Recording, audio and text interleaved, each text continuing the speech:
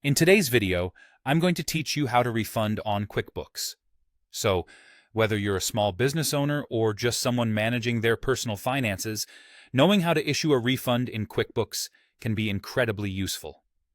Let's dive right into it and make this process as straightforward as possible. First things first, start by signing into your QuickBooks account. Once successfully logged in, you'll find yourself on the QuickBooks dashboard. This is your central hub within the application where you can manage various aspects of your financial data. Look over to the left-hand side of your screen and you should see a navigation menu. In this menu, you'll find an option labeled New. This section is the gateway to creating all kinds of documents and accessing a variety of tools that QuickBooks offers. Click on New, and a drop-down list of options will appear. From this list, you'll want to locate and select the refund receipt. This is the document you'll need to fill out to process a refund for your customer. A click on this option will direct you to a new page where you can start entering the specifics of the refund. Now, on this new page, the first field you'll need to pay attention to is the customer selection.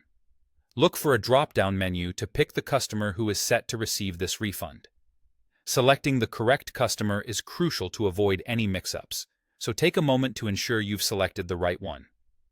Once that's done, it's time to move on to the product or service you're issuing the refund for.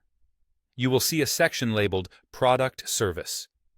Here, you can search for and select the appropriate item. It's important to be precise at this stage to make sure your inventory remains accurate, especially if you're tracking products. If your original sale transaction included tax, QuickBooks allows you to add the applicable taxes here. In the tax section, input the tax that was applied to the original transaction. Doing so ensures that all your financial records are consistent and accurate. Now, with all the necessary details entered, you're almost done. Look for an option that says Save and New. By clicking on it, you'll finalize the refund process. This action saves the current refund receipt and sets you up to begin a new transaction immediately, should you need to. And there you have it, a simple and efficient way to process a refund on QuickBooks. Keeping track of these details helps maintain your financial records in good order, ensuring that both you and your customers are satisfied. Thanks for watching and happy accounting.